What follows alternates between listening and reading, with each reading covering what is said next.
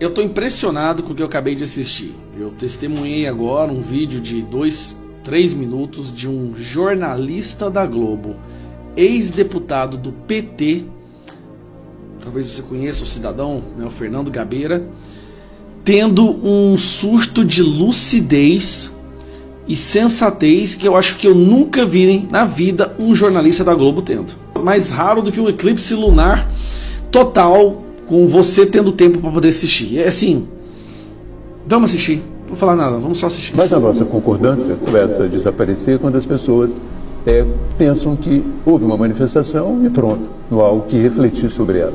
Eu sou daqueles que acham que é preciso refletir. O Bolsonaro é um político que está sob a carga do governo, da Polícia Federal, da Justiça e da grande imprensa. No entanto, ele conseguiu mobilizar milhares de pessoas. Não creio que nenhum político brasileiro, nesse momento, exceto possivelmente o próprio presidente da República, tenha condições de mobilizar. Não, o presidente da República não tem a menor condição de mobilizar esse tanto de gente, você sabe disso também, mas vamos lá. Assim, ele fala algumas mentiras, mas olha o nível de sensatez. Tanta gente. Isso é um dado importante. Como que uma pessoa tão desgastada, através da imprensa e pela pressão das instituições, continua com tanto apoio. E bom que ele admite que é uma pessoa desgastada pela imprensa e pelas instituições. Ele admite que o cara é perseguido. Continua com tanto apoio popular. Eu acho que ali havia pessoas que são bolsonaristas, que gostam do Bolsonaro e o apoiam de uma forma incondicional. Eu acho que havia também gente que se identifica com a extrema-direita, que tem posições de direita e que estava ali para apoiar o seu líder. No entanto, eu acho que muitas pessoas que chegam a uma manifestação como essa também estão insatisfeitas com a situação. Eu acho que elas estão insatisfeitas com o governo, estão insatisfeitas com o Supremo Tribunal Federal. Olha o nível de... Talvez por essa frase ele pode até ser preso agora, né? Mas um jornalista da Globo, ex-deputado do PT, falando algo que faz sentido. E estão insatisfeitas com a grande imprensa.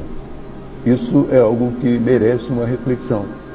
Acho que grande parte dessas pessoas mantém uma certa oposição ao que está acontecendo no Brasil e também considera que a carga sobre o Bolsonaro às vezes é desproporcional.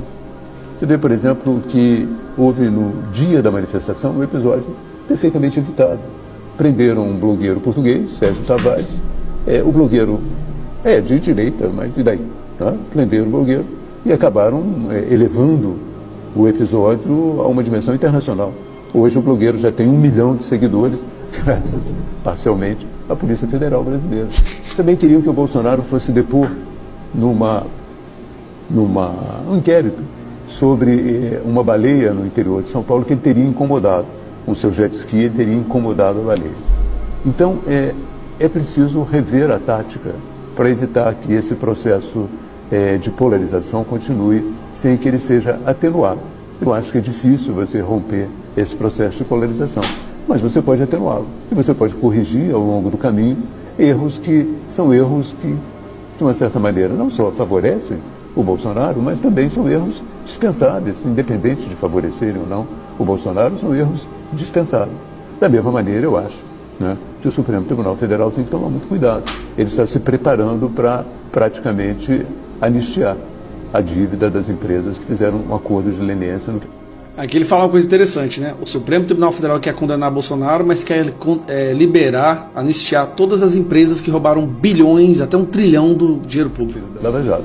Essas empresas usaram a corrupção, essas empresas, algumas delas foram à imprensa pedir desculpas pelo que fizeram, e, no entanto, a partir de uma decisão do Toffoli, já começaram a ser, de uma certa maneira, dispensadas as suas multas. E o mais interessante é que esse questionamento do pagamento das multas das empresas foi feito pela esquerda, pela extrema esquerda, mas pela esquerda mais radical. O PSOL, o PDT, eles entraram na justiça querendo que essas empresas não pagassem. Peraí, a esquerda que sempre foi a favor dos pobres, agora quer liberar as gigantescas, bilionárias empresas de pagarem suas multas por terem roubado dinheiro público? Estranho, né? Então eu fico perguntando, que país é esse? É uma jabuticaba bem brasileira, né? Partidos de esquerda entram na justiça para aliviar a multa de empresas que devem ao Tesouro Nacional. Algumas delas, como no caso da JF, devem também, a sua dívida é importante também para os pensionistas, para os aposentados. Então, é um país realmente uma jabuticaba brasileira. Você tem a esquerda perdoando multas, ou trabalhando para perdoar multas, de empresas, algumas delas que devem também aos aposentados, aos fundos de pensão, que dependem enormemente desse dinheiro para seguir adiante. É um caso difícil de se entender.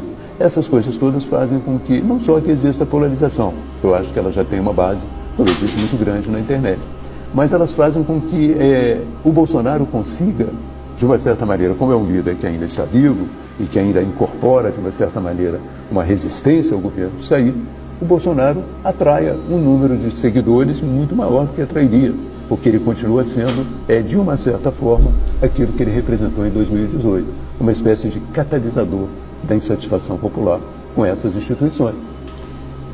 Insatisfação popular com as instituições que estão liberando condenados, traficantes, multas de empresas e perseguindo pessoas inocentes.